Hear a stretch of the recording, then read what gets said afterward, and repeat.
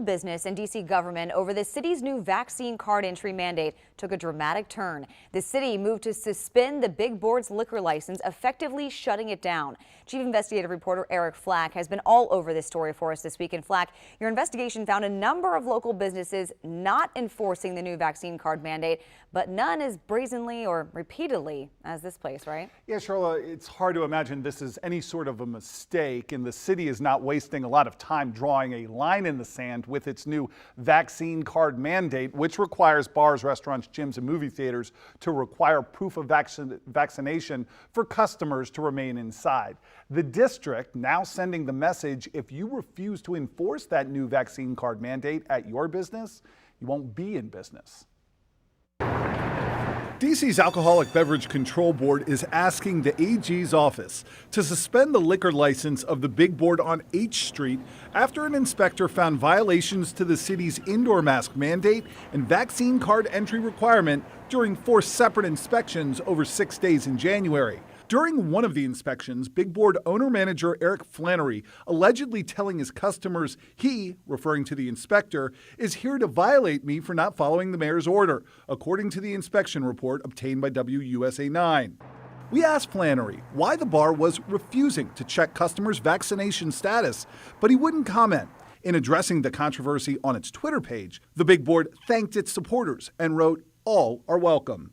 Days after the city's new laws went into effect, a WUSA 9 investigation spot-checked 20 businesses in all 4 quadrants of the city to find out how many of them were following the vaccine card entry mandate. Half of them did not check my vaccination status in any form before allowing me to enter, order, and eat inside.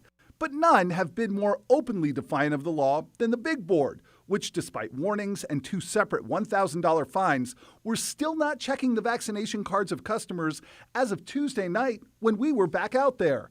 A GoFundMe page with the purpose of, quote, fighting against vaccine mandates in Washington, D.C., has raised about $15,000 to pay the fines imposed on the Big Board for defying the order. And now some customers of the bar are taking to social media to express their displeasure with the city's shutdown.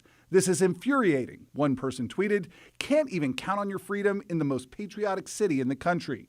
The conservative think tank, the Heritage Foundation, adding, close to 400 small businesses have closed their doors in D.C. since 2020, and Mayor Bowser is working hard to add another to that list. Today, the mayor addressing the criticism. We don't want to shut anybody down, and that's how we've approached this throughout this 20-some months of this pandemic. We want to give people support, advice, supplies, help, whatever they need, but we do need them to follow the regulations. Sources tell me the AG's suspension notice should be served in a day or 2, and at that point the Big Board cannot sell, serve, or even allow anyone to drink alcohol on site. They can't even accept deliveries or buy from wholesalers. At that point, the Big Board then requests a hearing, which will likely take place sometime next week. That's when ABRA decides how long the bar's liquor license will be suspended or whether it plans to assess additional punishments, including more fines or possibly stripping the Big Board of its liquor license for good. Charla?